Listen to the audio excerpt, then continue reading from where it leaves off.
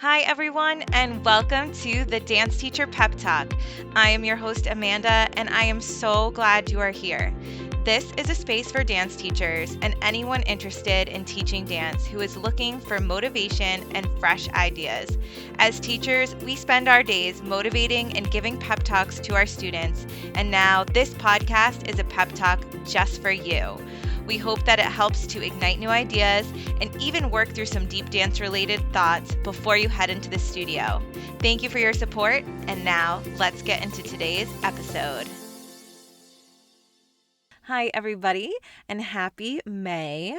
Today's episode is going to be one of those monthly check-ins that I do because this is, for many of us, the closeout of our season. You know, whether we have our recitals in May or whether we're preparing for them in June, there are so many of us right now that are closing out our year, closing out our school dance year, and it can be a really busy time. And because of that, it can easily be a time where we just kind of go with the flow and do the things that we typically do. But I have found that when I implement some of the things I'm going to talk about today in the month of May, it really makes for a more fun and fulfilled and all around more present feeling that I have for myself as a dance teacher in the work that I do. So yeah, let's get right into it today. We're going to go right into how to make special moments in this month of May. So as I mentioned, this could be a recital month, and let's be real, this is such a chaotic time. Like, I don't know what it is about recital stuff, but it is a wild run until recital is over. There are so many things we're wrapping up, you know, whether it's costumes, music, organizing, backstage planning, and more. There is so much going on. And yet, at the end of the day, you are still in need of leading your classes, showing up as the teacher, showing up as the person ahead of these classes, and making it seem like none of this busy stuff is going on in the background. And so I really do think that, like I said, when we go a little bit further into what we're doing in May, instead of just running our recital dances at this time, like, not only do we become better teachers, but I think we just create more of a fulfilled experience. And so even though this can be a really busy time and you could easily just want to take the month of May and use it to run your recital dances and clean your pieces, which of course is very, very important. But aside from that, I think it's so important this time of year that we still remember to include our technique, our strengthening, our performance preparation, all of that, in addition to finishing choreography and cleaning recital dances, because it gets the dancers ready for the stage. And, you know, if we spend the whole month just doing choreography and cleaning, you know, we're missing out on what is going to actually hold the piece. And that is the technique that we're doing behind it, the strengthening that we're doing behind it. So, you know, I know that our class time can be super limited this time of year.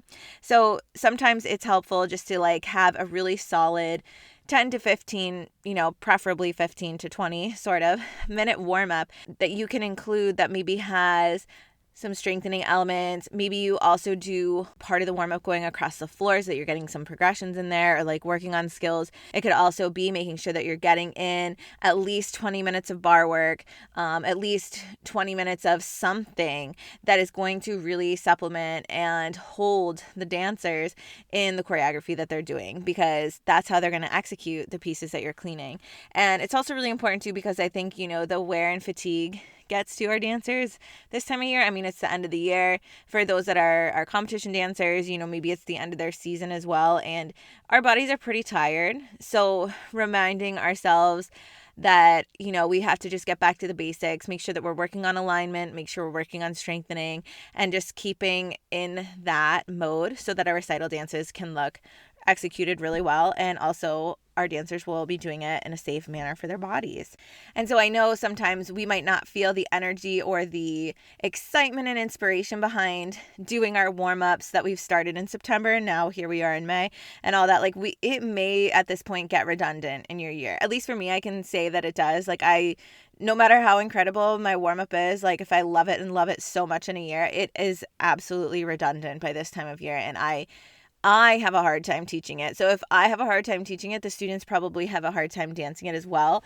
And so something that I love doing at this time of year is changing up the music to celebrate the time of year that we're in. And so what I always do, and I love doing, is I love playing old recital songs in my class playlist as a part of their warm up or whatever technical work we're doing that day, because it adds such a fun energy and it sustains us as we are working hard, and it creates such a great vibe in the classroom. So I definitely recommend, if you've been teaching for a while, pull your old recital songs into a playlist and see what happens, because it can be really, really fun.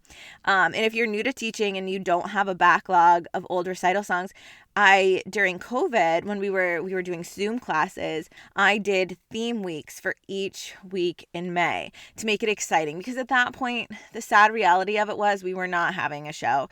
And these dancers, we were fulfilling our year, we were fulfilling our classes, we were meeting on Zoom, which was really special in a way, because otherwise we wouldn't have had that time to see each other. And even though it was virtually, it was something. And so, because we knew that the recital wasn't necessarily happening, I wanted to make sure that those last couple weeks of classes were really fun and geared towards what we love so much in dance.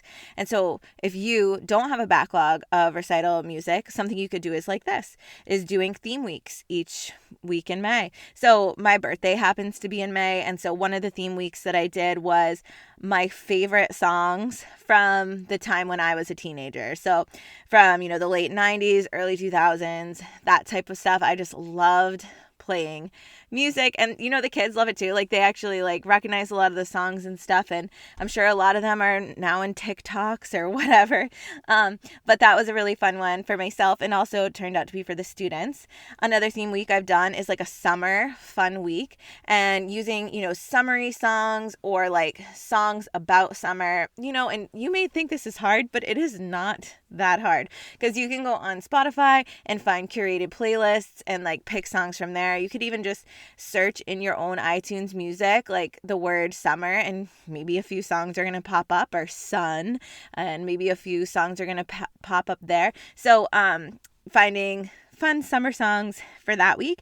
Another week that I did was an opposite genres week. So what I basically did there was I still taught contemporary class, but I used hip hop and techno music just to kind of also change up the movement vibe. And then in jazz, instead of using jazz music, I was using lyrical or contemporary instrumental music. And it really got the dancers thinking too, outside of the box, of how that particular dance style can move to other types of music. So that was a fun one to do as well.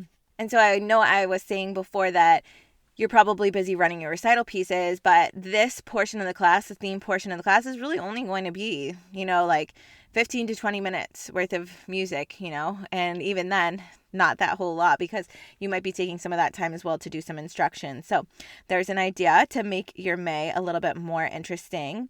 And then when it comes to cleaning, when it comes to recital time, I love having the dancers do their recital piece in 2 groups, because it's really helpful for cleaning. And I've also think I mentioned this in the cleaning episode. I have an episode on Dance Teacher Pep Talk about cleaning, which I will try to link in the stories when this one comes out.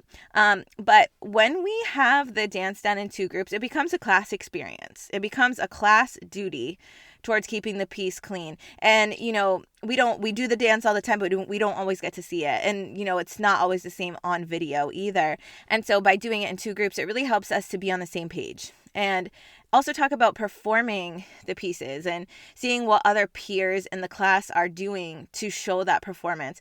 And then also too, as a whole class, performing your pieces for other classes in the studio and vice versa, because it gets everybody really excited and on board on this excitement of recital. Some other things that I like to do specifically in contemporary is I like to do special end of the year closing improv exercises to really bring some closure on the year, because I did notice early on in teaching, my first couple years or so, it was like we were so focused on recital, and then like I didn't even think about having closure at the end. It was more so like, you guys did a great job this year, thank you so much for your hard work, and then we were at recital. But I felt like there was so much more that I could have done. And so over the years I realized like how important it really is to close out the year and make it an exercise or make it be an improv, because it really helps us to reflect on the year itself and, make notice of the gains that we've made and things like that. So this is a chance for your dancers to look back, see how far they've come, the obstacles they've faced, and it could just be as simple as that, just having an improv exercise where I want you to think about where you are in the beginning of the year. Okay, moving through that, I want to think about where we are now in December, where we are competition season, and now where we are here at the end of the year, and what has this year been like for you. And it really allows them the chance to process. And then at the end of that exercise, you can also give your notes and notices to the class as a whole of things that you've noticed in this year that they have gone through and accomplished. In the past, something I've done is I've done surveys at the end of the year. Now, I know this might sound like a little out there, but for me, it's really important as a teacher. Reflection is hugely important. When I was in school, in college for teaching and all of that, like one of the biggest components of the lesson was also the reflection at the end. And so I've taken that with me as well into my dance teaching. And if we're not reflecting on the work we're doing or on the lesson that we gave, there is, like I was talking about closure, there's no closure to that lesson. And also there's no concept of where that lesson could go next time, because it's just going to be the same lesson, but we're not like wrapping it up. We're not like putting our thoughts into it. So by doing an end of the year survey, it really helped me because I can reflect myself as a teacher on the things that I did in the year, but having the student input is really helpful and effective too, because it's almost like a customer feedback survey. Like they are your customers in a way. And just like you have an experience for any type of service that you've purchased and you give a review or a survey response on it, they're doing the same for your classes. And so it really helps me to know, what has been helpful, what hasn't been helpful, what were things they really enjoyed, and what were things that they did not like. And I don't cater my class to all of the students' likes, because I also know that at the end of the day, we need to get the work done. So if every single student comes back saying we want to do more games, we want to do more this and that, well, okay, let's try to find a balance between that. But it is, again, a reflection on the class experience. And so you can use paper surveys. You can use SurveyMonkey. It's so easy to make a free survey on SurveyMonkey, and it's totally anonymous. That's the other thing too. I always keep it anonymous. But I love the insight that I received from that. And it's important too, because, in the beginning of the year on Dance Teacher Pep Talk, I really spoke a lot about making goals and discussing goals and creating plans for our students, and having the students be involved in that process, because, they do it in school, so why not do it in dance? And they're so invested in dance. Like, dance is a commitment for them. It is a love for them. It is a passion for them, even sometimes more than their schoolwork is. Let's be honest, a lot of the times more than their schoolwork is. And so because of that, putting that emphasis on goals and like where we are moving towards and where we are working towards, I think is so, so important. And so because we did it in the beginning of the year, because we made goals in the beginning of the year, we don't want those to just go away at the end of the year. We want to now check back in on them. And so looking at the goal sheets from the beginning of the year, discussing, where do we fulfill our goals? Where do we push now these goals over into the next season? Can any of these goals be something that we work on over the summer? Are there intensives that you want to attend? Are there private lessons that you're wanting to take to achieve some of these goals? That is another area here where we can really take a look at how this year was and bring some closure to it by where do the goals go next. So like reflection in our teaching, I think it's really important that we do the same for the goals that our students have made as well. And lastly, it's not only about the closure aspect of it, but what is to come. So what are we getting excited for? What is coming up? And I think it's so important to like really get that going at this time of year, because it's easy to be like, okay, we're so excited for recital. Here we go. You're going to be amazing. But then as soon as recital is over, literally they're not coming back into the studio until whenever your summer programs start. But you got to get them to sign up for your summer programs too to start. So part of that, I think, is, saying before, or on that last day of class, saying to them, we're so excited about recital, but remember, after that, we're going to be dancing again soon. So making sure we're signing up for summer programs and really amp it up, talk it up big. And also too, opening the floor for your dancers. Is anybody going to any big summer intensives or programs? Where are you going? How can we support you? How can we cheer you on? And really, showing where everybody is headed to. Is anybody headed to a nationals, like whether it's your team nationals year or an optional nationals for your solos and duos? How can we be there for you? How can we cheer you on? Because though recital happens and then we move into summer classes, there needs to be a shift in thought there as well, where we are so proud of the work they did this year, but we are so excited to see what is to come. So May is easily an incredibly busy month for all of us dance teachers, but it's such an important one too, to make sure that we're closing out that chapter on a good note, on a really inspired note, because we put all this work in through this whole year.